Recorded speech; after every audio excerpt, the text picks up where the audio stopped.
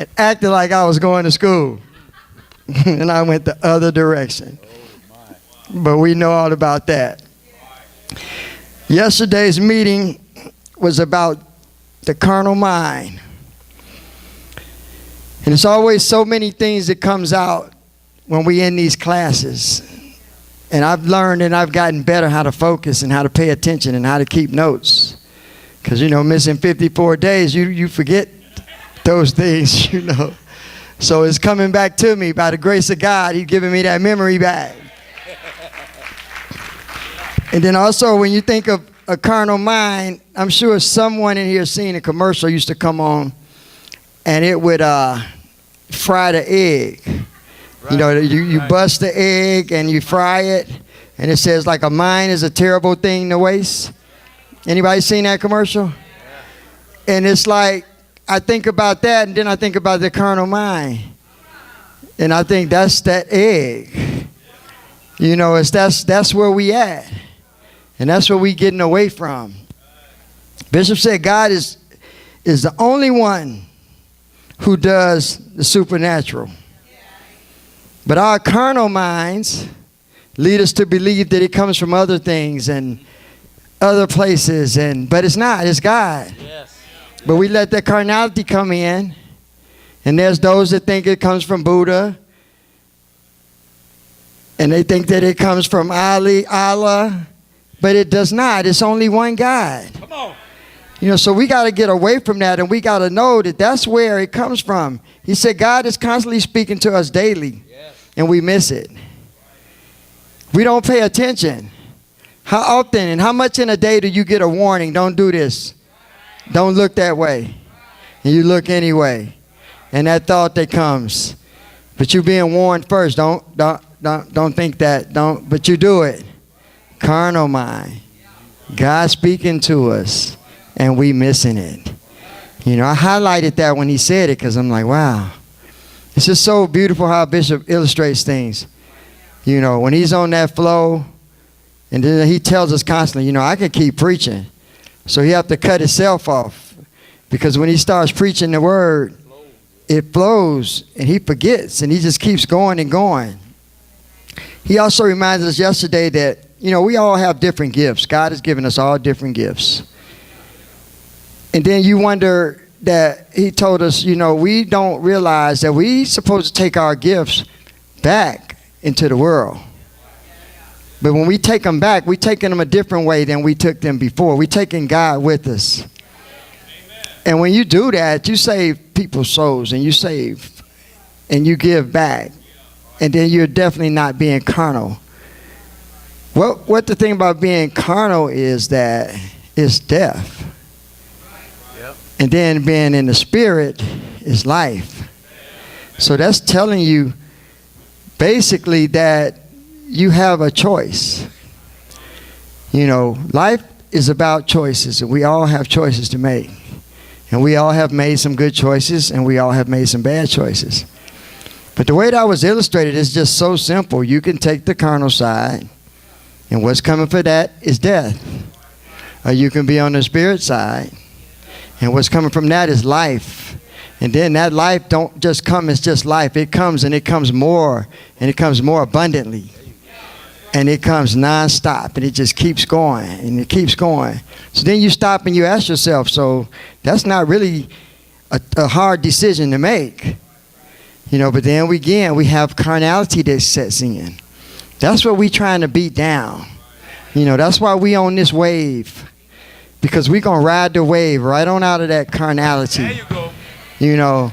And then when these things come to us, it don't faze us anymore. And see, the way that you get out is that you speak these things out of your mouth. That's it. And see, what happens is we get caught up. We take it and we receive it, but are we giving it? You have to give. There's always somebody, because somebody that's not here today needs to hear what you heard today. Take time out, call a family member, call someone and just tell them what you heard today. Ask them, do they know what the carnal mind is? You would get 70-80% that say, no, what is it? Then you can break it down. And then it don't take a long time. You tell them you can be carnal and you can die. Or you can have the spirit and you can live. You know, it's that simple. You know, it's just so beautiful how it's broken down, you know, and you have to really pay attention and think about it. And you have to think about this decision every day. You have to think about, which one do I want to make? You know, which way do I want to go? For me, I want life, and I want it more abundantly. And that's how God is showing us that it's happening. We are living in miracles. Supernatural things are being done right here in this ministry, right before our eyes. You know, and yesterday he said another thing is that if you're not seeing the supernatural, or if you're not experiencing these miracles and these different things that should be coming to you, guess what? You stop serving. You know, you stop serving. You opened up a door somewhere. You know, this walk with God is everlasting. You can't serve when you want to, get in and get out. You got to constantly serve. Right. You know, and you can't be looking back. You just got to say, you know what? Forget what happened then. I'm going this way. You know, and you got to constantly say that, and you got to constantly live that life. And you start that living that life, first of all, like I say, by taking your gift and taking it back out there. And Bishop taught me, you know, you don't have to go and find this person. You don't have to go and say, hey, Devin, come here. Let me tell you about God. You don't have to, because there's somebody next to Devin that's going to come to you anyway. You know, they're going to come. Then when they come, that's when you give it to them. As soon as they come, you give it to them.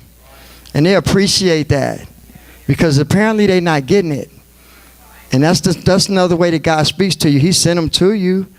And then you would talk about the subject that they came with, but that's not why they came. God sent them to you. Now he wants you to give them what he gave you. You know, give the word, you know. And I know, you know, whenever I'm with the bishop, it's automatic. He always talks about God. I don't care who it is, where you at, what is it, the subject comes up. You know, and it's automatic. So you already know what's going to come from our bishop. And that's what we have to do. We have to make ourselves that way. When we run into this, when it comes to us, be ready. Give it to them. You know, we the crushing team. You know, crushing the enemies. That's what we doing. And then last I have is a tithe and offering. And with tithe and offering, I do have a testimony, a little testimony. But testimony is always good. That's all we have is our testimony. It's like I say, you can go and you can hear people say about these things that happen or whatever. But when you get the reality of the things that happen and how God opened doors, you know, that you never expected to be open, or that you thought this door wouldn't open for me. Serving God, being obedient, paying your tithes, being on your posts, you know, doing all these things. This is when he answers. Not sometimes, every time. He constantly answers. He don't miss. It's automatic. I came in the Marine Corps in 1980. I got out of the Marine Corps. Telling my age now, but that's okay. I'm proud of my age. That's right. That's right. I got out in 1984, honorably discharged. And this is 2018, right? So it's been a lot of years in between that, right? So I have quite a few friends that went in the Marine Corps. It was in the services. And they was all filing claims. You know, well, you know, you ever file for your medical claims? You got some medical claims in the military. Then I thought, no, I don't really have any, because when I was in the Marine Corps, I tried to be all I could be. So I was not in the sick bay all the time, as it's called. I didn't go to medical that much. I tried to be that one. But anyway, they told me what to do. And thinking, we're talking about years later, a whole lot of years later.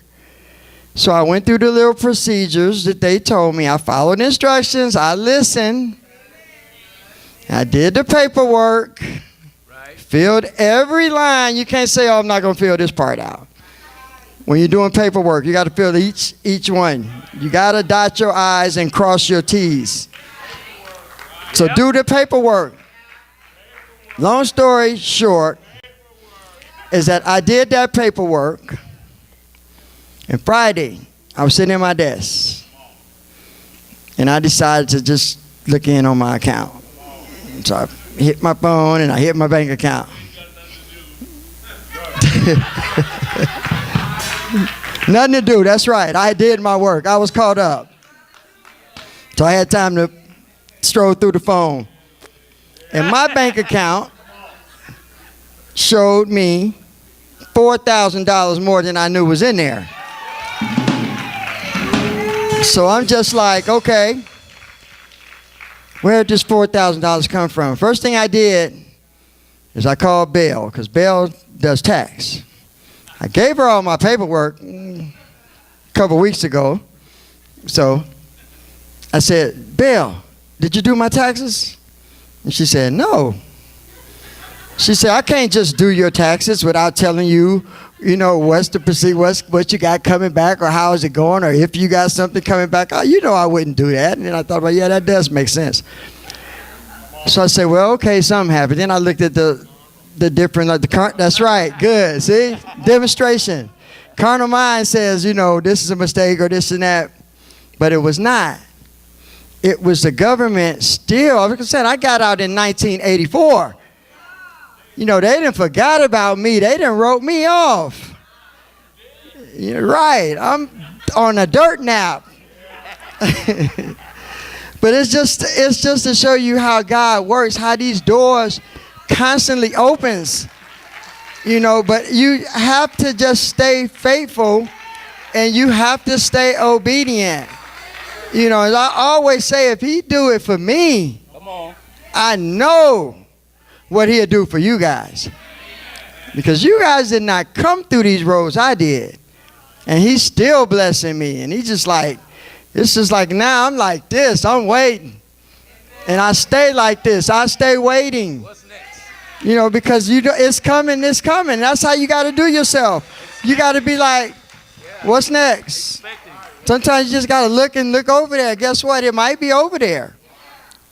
But don't let the carnal mind get you not to believe that.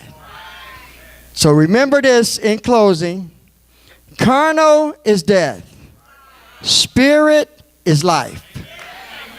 We have a choice. If you need an envelope, raise your hand. The ushers have some. Pay your tithe. Pay your offerings. And the blessings will flow abundantly. Yeah. It's automatic. Yeah. That's how God does you.